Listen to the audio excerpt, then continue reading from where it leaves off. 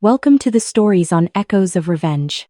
Step into a world where love turns dangerous, revenge feels inevitable, and every story drags you deeper into the shadows of desire, betrayal, and the human heart. Let's begin today's story. The call came from a number I didn't recognize at 4:32 p.m. on a Thursday. I almost let it go to voicemail. I was in the middle of vaccinating cattle with my ranch hand Miguel, but something made me answer. Is this Claire Hawthorne? Yes. This is Tom Bradley from Bradley Real Estate in Helena. I'm calling about your property at 4420 Cottonwood Road. We have buyers scheduled to close next Friday, and I need to coordinate final walkthrough times with you. I pulled off my work glove. I'm not selling 4420 Cottonwood. Pause. Ma'am, we have a signed purchase agreement. Your brother Ryan Hawthorne listed the property 3 weeks ago. We've been through inspection, appraisal, everything. The buyers have sold their house in Seattle. They're planning to move in 2 weeks. Ryan doesn't own that property. I do. The listing agreement shows joint family ownership. There's no joint ownership. I'm the sole owner. Ryan has no authority to sell anything. Silence.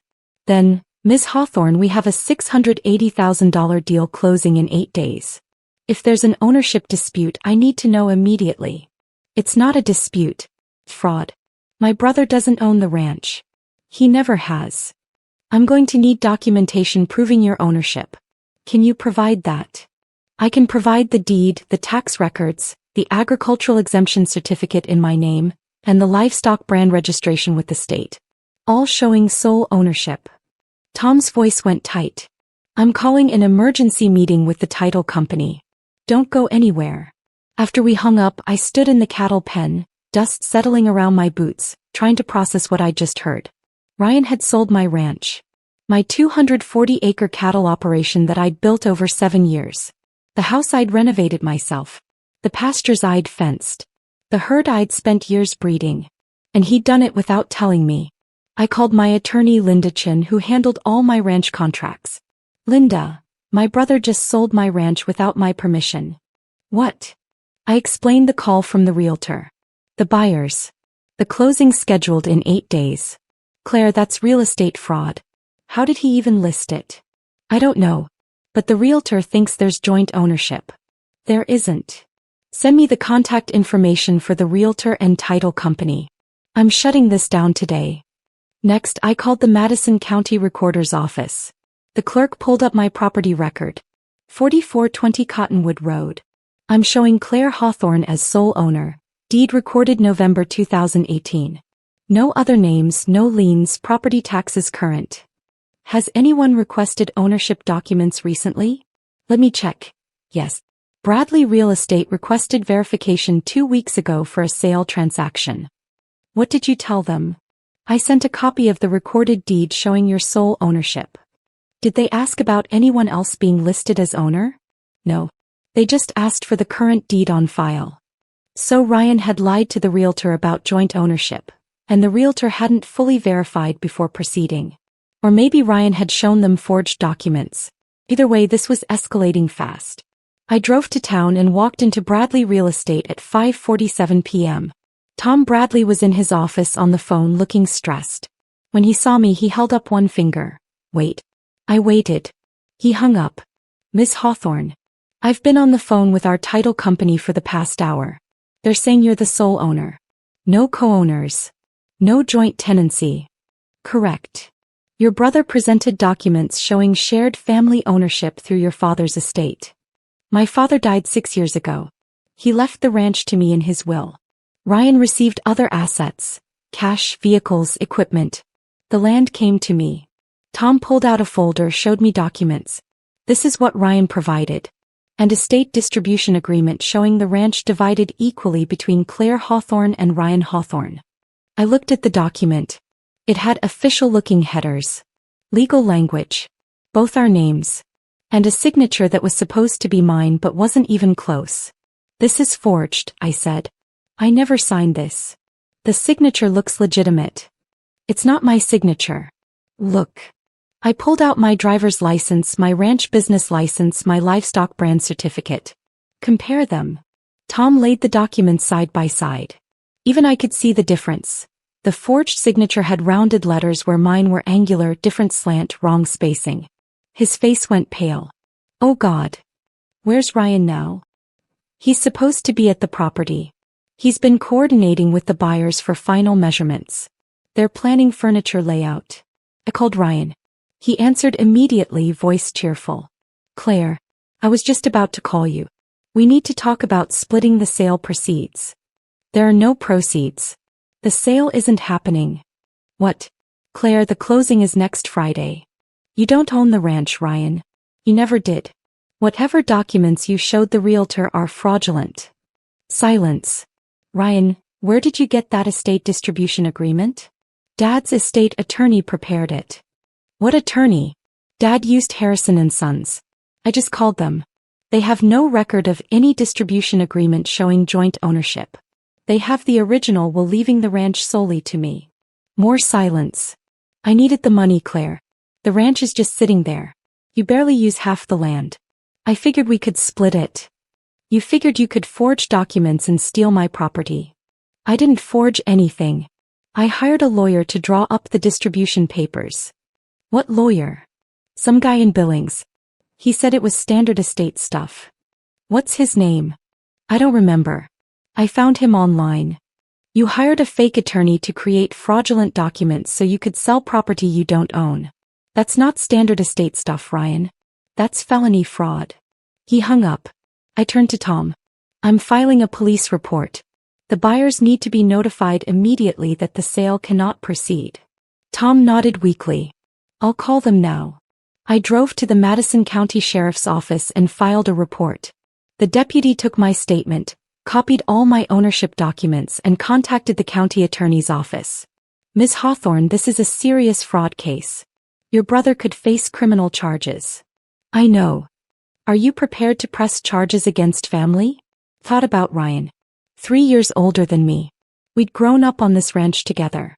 But after Dad died, he disappeared for months at a time, only showing up when he needed money. I'd loaned him $15,000 2 years ago. Never saw it back.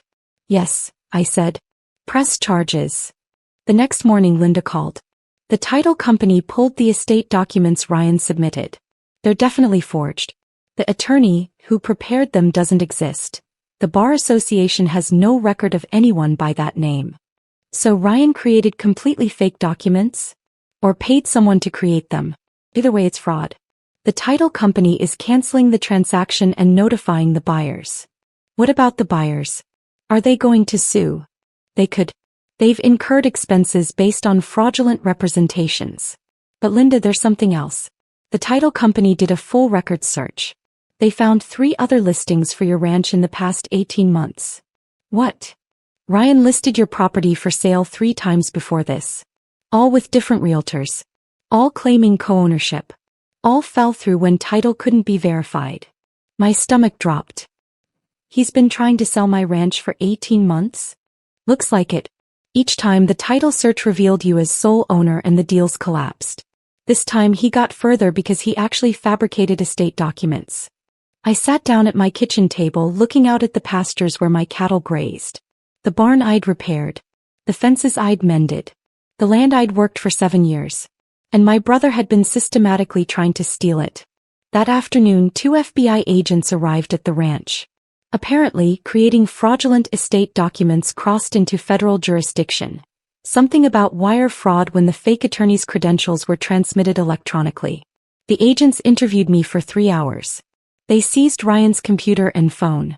They contacted the realtor, the title company, and all 3 previous realtors Ryan had used. Mr. Hawthorne has been engaged in a pattern of attempted real estate fraud, Agent Foster told me. This wasn't opportunistic. This was systematic. What happens now? We're arresting him tonight. He'll be charged with wire fraud, identity theft, and forgery. Given the pattern of behavior, he's looking at significant prison time. My mother called that evening hysterical. The FBI arrested Ryan. They're saying he's going to prison. Claire, you have to fix this. I didn't do anything, Mom. Ryan tried to sell my ranch 4 times using forged documents. He's your brother. He made a mistake. 4 attempts over 18 months isn't a mistake. It's a crime spree. You could drop the charges. I didn't file federal charges. The FBI did. Once they found the pattern of fraud, it was out of my hands. He hung up crying. The buyers from Seattle sent a polite email through their attorney. We're disappointed but understand this situation was beyond your control. We've found another property and harbor no ill will. Tom Bradley sent flowers with a note. Deepest apologies for not verifying ownership more thoroughly. We've implemented new protocols. Ryan's public defender called, asking if I'd testify on his behalf about his character. I declined. 8 weeks later, Ryan pleaded guilty to wire fraud and forgery.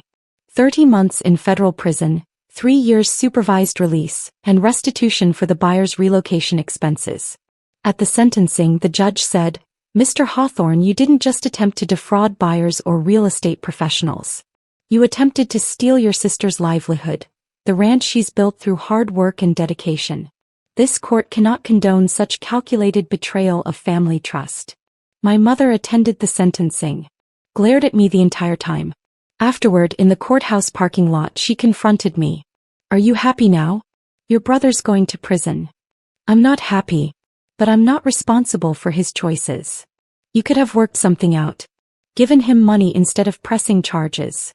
"Mom, he tried to sell my ranch 4 times. He forged estate documents. He lied to multiple buyers. This wasn't about money.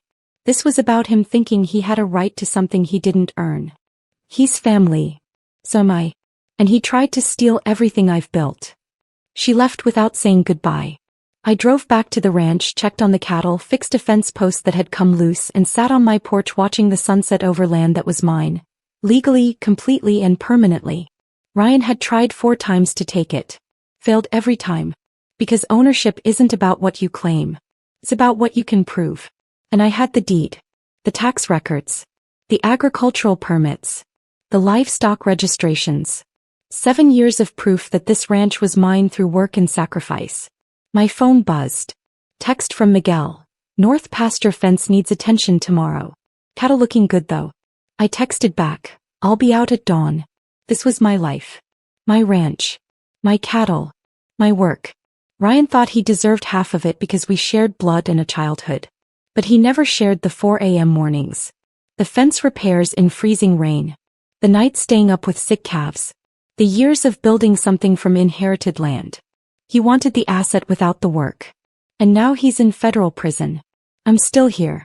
On my ranch. Doing the work. Exactly where I belong.